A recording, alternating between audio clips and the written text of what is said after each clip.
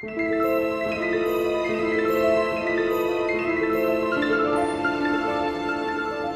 there everybody, Jason here with another movie review. Today I will be talking about the Garfield movie, the new animated adaptation of everyone's favorite orange, lasagna-loving, Monday-hating cat. Now normally I would talk some spoilers, but considering this is a family movie, I'm not really going to do that. I want to push as many people to see this movie as possible, so no spoilers here. This is a spoiler-free review. That being said, let's go ahead and dive in, shall we? As a kid, and still to this day, I've been a huge Garfield fan. I collected lots of the books. I used to watch the show Garfield and Friends. I still have the DVD box sets, and I watch the holiday specials from time to time. So the idea of a new Garfield movie always excites me. One of the biggest concerns for me, however, was that Chris Pratt, who has pretty much been cast in everything, was being cast to play the role of Garfield.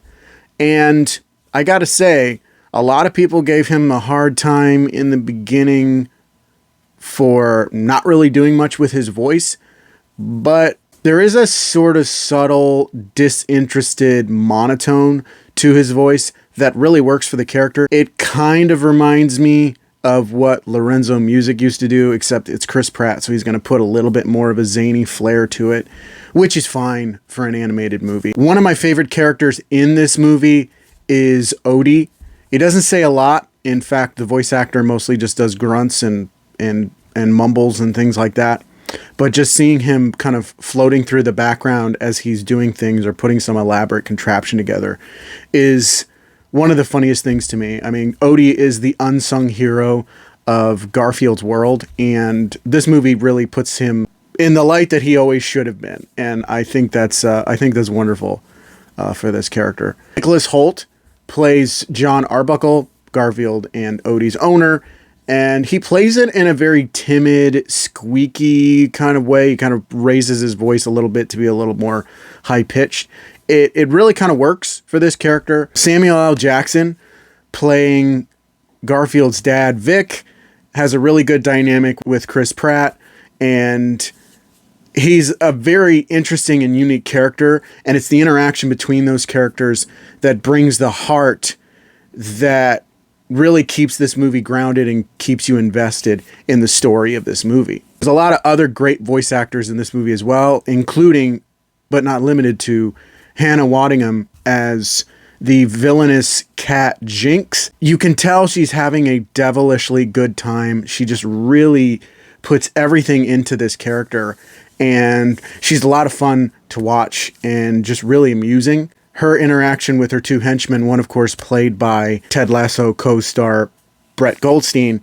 Then you've also got Ving Rhames, you've got Snoop Dogg, you've just got a bunch of people in this movie, and they're doing the best with the material. It's not perfect.